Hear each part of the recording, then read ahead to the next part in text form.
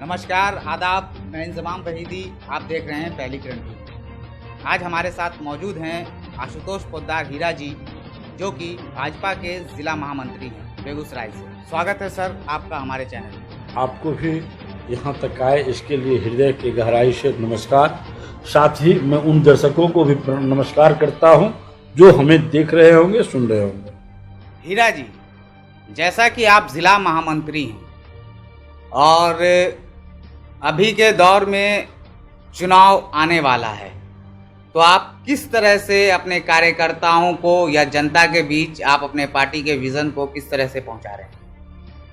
ऐसा है भाई साहब कि भारतीय जनता पार्टी चुनाव के दृष्टिकोण से कार्य नहीं करती। उसका कार्य प्रत्येक दिन संगठनात्मक होते रहता है।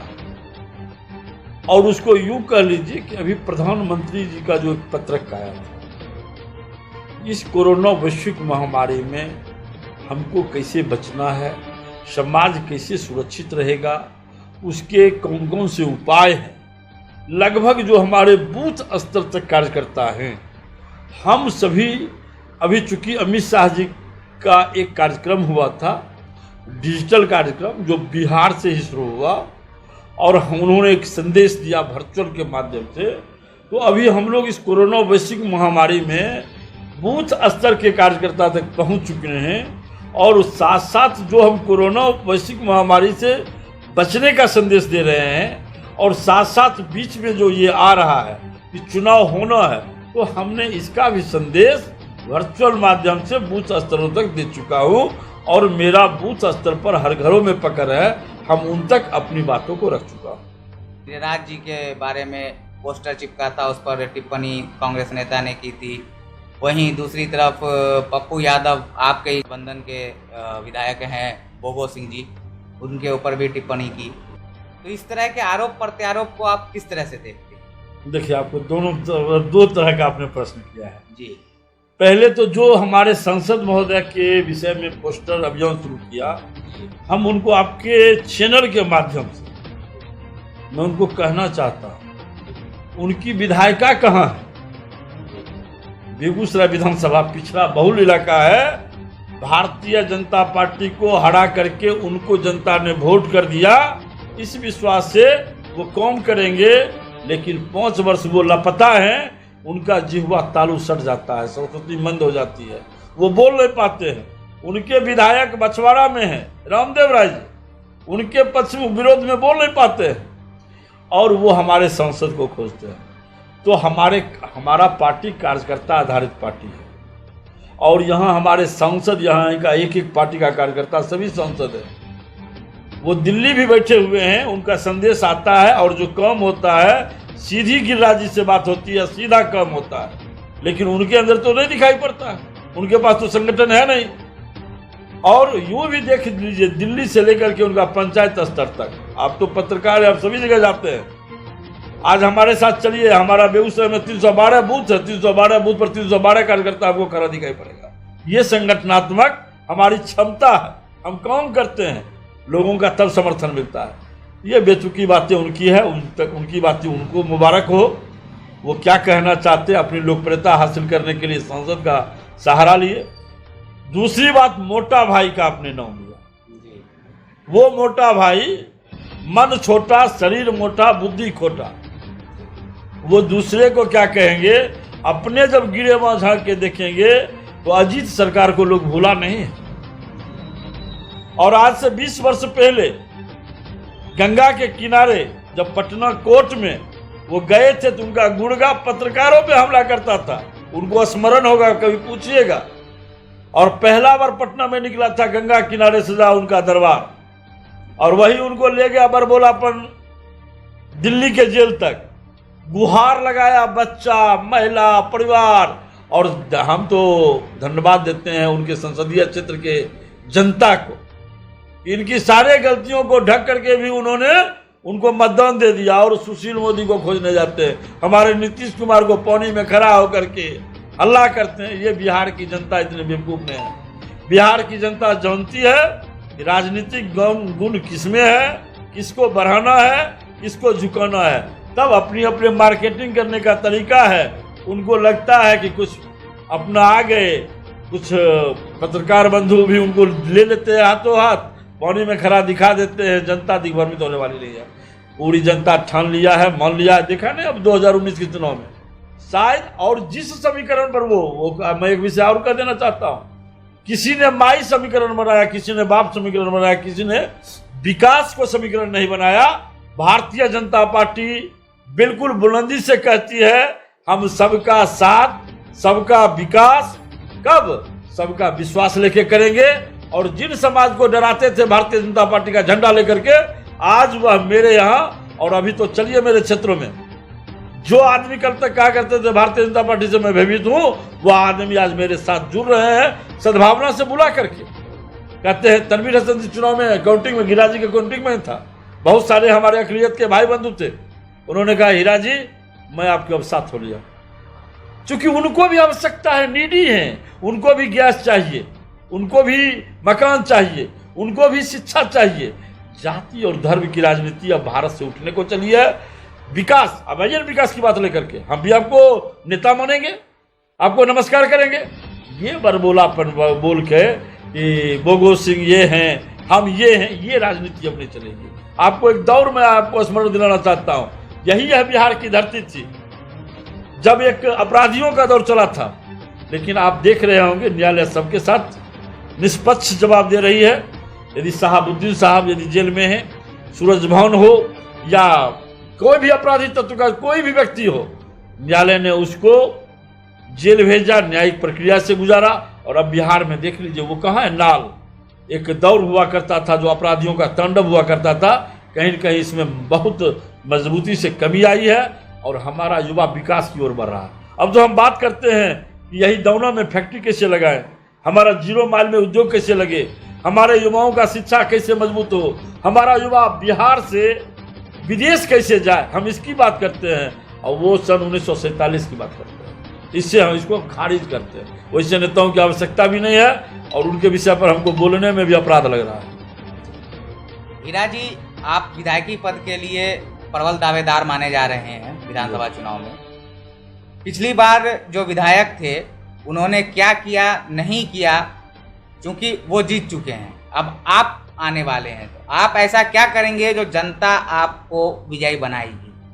देखिए, वैसे मैं आपके चैनल से आपने बहुत अच्छा प्रश्न किया है और विधायक होना एक अलग सौभाग्य की बात है, ये तो कार्यकर्ता और पार्टी का निर्देश मिलेगा। लेकिन हमें यदि मौका मिलता है तो सबसे पहले जो प्रखंड स्तर पर हमने यूँ भी चिट्ठी लिखा है अपने केंद्रीय मंत्री को भी कि शैक्षणिक व्यवस्था हमको मजबूत करनी है, चाहे हमारे अकलियत समाज के लोग हो, चाहे हमारे हिंदू समाज के लोग हो या समाज के किसी वर्गों का लोग हो। सबसे पहले आवश्यकता है शिक्षा की, और एक शिक्षा ही ऐसा विषय है जो संपूर्ण व्यक्ति के जीवन को दर्शन कराता है।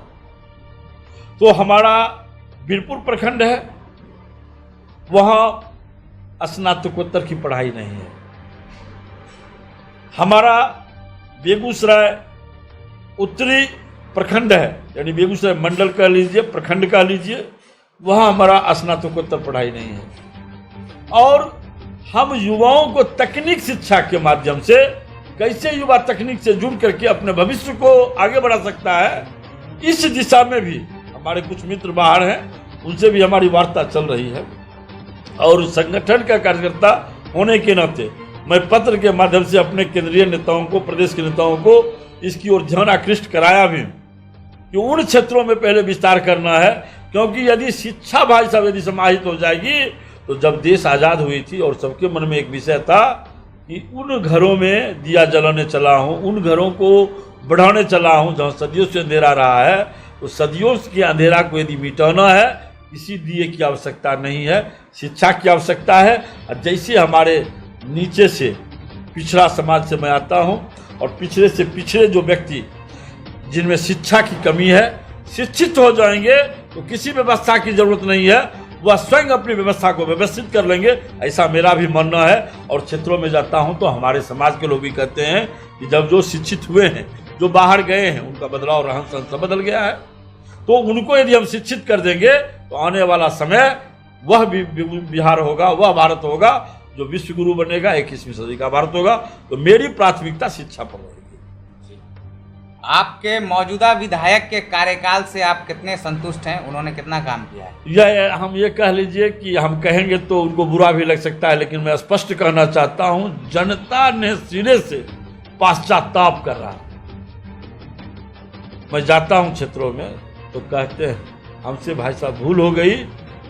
हमें मत बदलने के बाद हमको लगा था, चूंकि भारतीय जनता पार्टी से हमारे विधायक जीते हुए थे सुरेंद्र मेहता जी, लेकिन जब अमिता जी आई और हमारे विधायक 19,000 से हार गए और कांग्रेस की जीत गई, तो अब तो क्षेत्र में लगभग कुसमाओं, साकिया के जितना पंचायत पिछड़ा दलित का ले लीजिए, सभी लोग रो रहे हैं।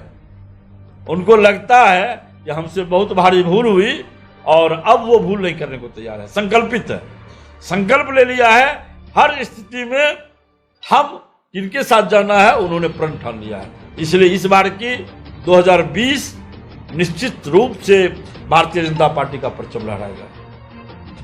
बेरोजगारी का मुद्दा, कोरोना काल में प्रवासी मजदूर का मुद्दा, इन सब मुद्दे पे अक्सर जो जनता है वो कहती है सरकार नाकाम है। अगर चुनाव होता है तो एनडीए गठबंधन की सरकार बनती है, तो इस प्रकार जो जनता की नाराजगी है जनता को किस तरह से कुछ एक बात मैं स्पष्ट कहना चाहूंगा कि बिहार जब बंटवारा झारखंड में हुआ तो हमारे हिस्से शेष में सिर्फ कृषि बचे, और कृषि में भी यदि अब उत्तर बिहार की आप बात करें तो नेपाल के बॉर्डर से हम सटे हुए हैं, तो कभी सुखाड़ और बाढ़ की पीड़ा से मुक्ति नहीं पा पाते हैं। सरकार उसी में उलझ के रह जा पा रही है। हमारे नए उद्योग जो लगाने के वादे थे, हम उस दिशा में बढ़े भी, अनेक सारी बाधाओं के बाद अभी उसमें पूर्ण विकास की ओर जो आप लोगों को दिखना चाहिए वैसा नहीं दिख पाया। लेकिन केंद्र सरकार की योजना ले लें तो फर्टिलाइजर बहुत दिनों से बंद था, आप देख रहे होंगे चालू है। उनकी थर्मल की बात करें, गोरखपुर की बात करें, यानी कि उद्योगों में जो केंद्र की सरकार की योजना थी हमने उसमें विकास किया है। लेकिन अब ये भी समझ रहे हैं कि तकनीकी दुनिया से हम लोग जुड़ चुके हैं। एक वो दुनिया था जब हम मिट्टी काटा करते थे कुदाली से, यदि हमको 100 स्क्वायर फीट में मिट्टी काटना होता था तो 50 मजदूर लेके खड़े होते थे। अब हम तकनीकी दुनिया में प्रवेश कर चुके हैं, हम इलेक्ट्रॉनिक सामानों से काम करते हैं, तो निश्चित रूप से उन हाथों से काम छीना है जिन हाथों को काम मिला करता था।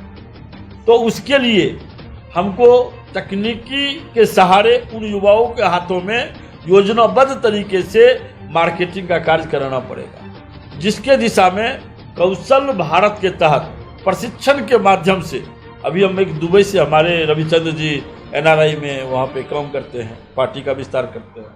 हमने पिछले रविवार को लाइव उनके साथ दिखाया था और हमने कहा था कि गल्फ कंट्री से जो चले आते हैं वो जाएंगे तो क्या व्यवस्थाएं मिलेगी। तो ये कह लीजिए कि विदेशों से बेहतर अभी बिहार है इस अवस्था में भी, और इन अवस्थाओं से यदि हम उबर जाते हैं तो निश्चित हर युवाओं के हाथ में काम देंगे, और उसके लिए पार्टी भी रणनीति बना रही है और कार्यकर्ता भी संकल्पित है। इसीलिए मैं आपके चैनल के माध्यम से उन युवाओं को आग्रह करना चाहूँगा कि आप मत भ्रमित मत होइएगा। निश्चित रूप से 2020 का लक्ष्य हासिल होने के बाद, क्योंकि भारतीय जनता पार्टी व्यवस्था की राजनीति करती है, सत्ता की राजनीति नहीं करती है, और हम व्यवस्था करेंगे। सत्ता रहे ना रहे ये अलग की बात होती है, हम व्यवस्था आपके लिए मजबूत करेंगे। केंद्र में आपने सरकार बनाया है, हम उन युवाओं के लिए संकल्पित हैं, निश्चित रूप से काम देंगे। और 2020 में हमारी सरकार बनती है तो पहला यही विषय होगा, उन युवाओं के हाथ में रोजगार मिले। बहुत बहुत धन्यवाद सर हमारे चैनल से जुड़ने के। फिर आखिरी में सभी को नमस्कार, धन्यवाद। ये थे हमारे साथ आशुतोष पोद्दार हीरा जी, जिन्होंने बताया कि उनका क्या विजन है और वो किस तरह से अगर उनकी सरकार बनती है तो युवाओं को रोजगार देंगे। ताज़ा तरीन अपडेट के लिए जुड़े रहें पहली किरण टीवी के साथ। नमस्कार, आदाब।